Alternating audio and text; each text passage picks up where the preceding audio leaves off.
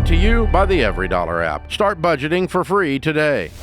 Well, I am a divorced man. I'm 69. I have a relationship with a widow who's 68. She's in another state. We're talking, and we like to get together, but I'm trying to be a righteous, godly man. I don't want to just live together. I want to get married, but if I get married to her, then she will lose her pension from her deceased husband, which is quite substantial. So what I was thinking is just having a church wedding, doing everything the same except not filing for a state license. So I just wanted your thoughts on that. What is the nature of the pension? I'm confused why she loses it if she remarries. That sounds more like alimony than a pension. No, her husband was a police officer for the state of New Jersey, which they have very, very generous pensions. And so it's between $3,000 and $4,000 a month, and she would lose that if she remarries. And what most people do in these situations is they just live together. They don't even think about it. But I can't do that. It's a deal breaker for me. I would want to have some kind of ceremonies. I'm trying to be a righteous man. Yeah, trying to do the right thing.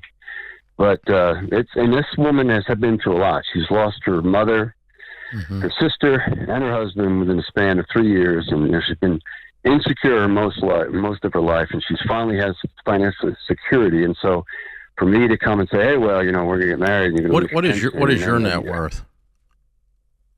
Well, I'm a chiropractor, so I make about $90,000 a year, but I get some Social Security too. My net worth is not much, $20,000 right now. I don't have anything saved. I lost everything a couple of years ago through divorce.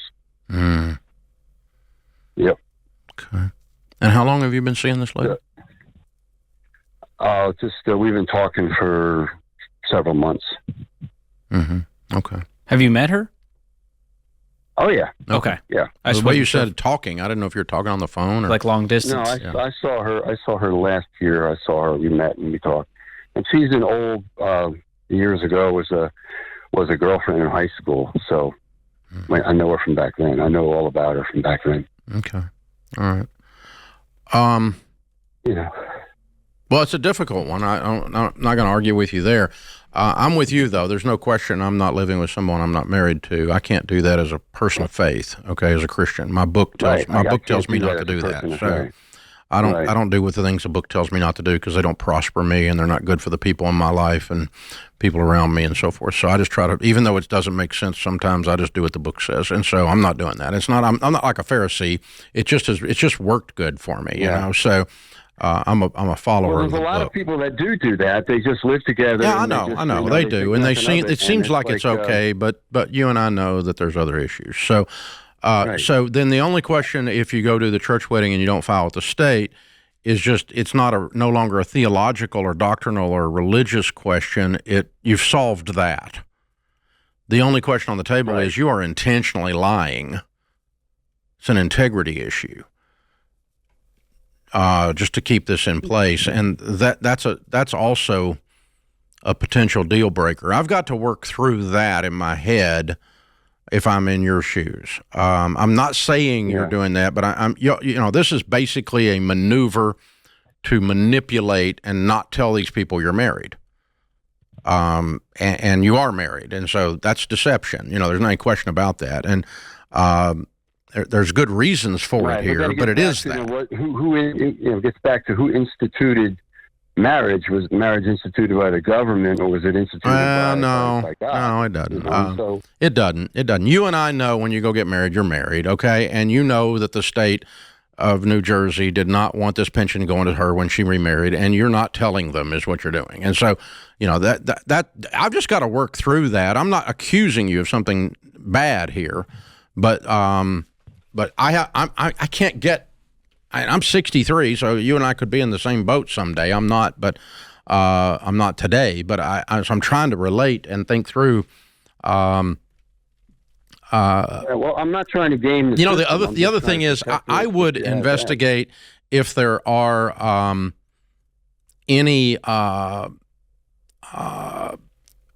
things that you can file with the pension board for individual exceptions, like the particular nature of. I did hire an attorney. Yeah, I did hire an attorney. I looked into it, and they said there's nothing much you can do. And it's just kind of crazy to me because the state is actually promoting, a fornication lifestyle. That's okay. It's okay. Well, they do with a lot of things. Fine. I mean, they do with a lot of things. They do with the tax code. They do with a lot of other things. So that's not new. That doesn't change your stance or my stance. We have to do our thing regardless of what the stupid state does. There's a lot of things that are legal that aren't right. So right. Well, that's what I'm saying. Yeah. If I'm doing this right in my eyes before we have the ceremony. Okay, then I mean, I'm just talking it through with you. You're more than welcome to do whatever you want to do. I'm not saying you're a bad guy. I'm just talking it through with you. If I'm in your shoes, I've got to work through the fact that I am intentionally deceiving the state. And is that okay? And I'll give you a parallel example in my life is that I hate, so much so that just talking about it right now, my heart rate is changing. I hate the federal income tax. It is absolutely immoral, out of control, pitiful. The money that I send to the federal government makes me want to throw up every time I think about it. I hate it. It's pitiful how bad they run this country. And they keep milking me even more, taking my money at the point of a gun. I hate it. But you know what? I pay 100% to the penny that I owe. I take every legal regulation and loophole they allow me to take, and I'm a student of it, and I hire people with expensive checks that are students of it so that I can give them as little as possible with 100% of integrity. But I hate it. Did I mention that I hate it? Did I bring that up? And so, but it's not about them. It's about me.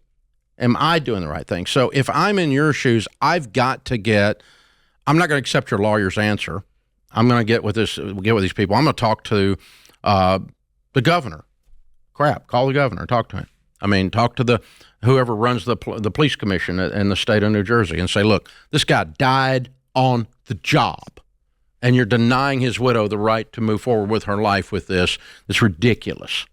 You're asking her to shack up at 69 years old like she's some kind of 19-year-old that can't keep their pants on.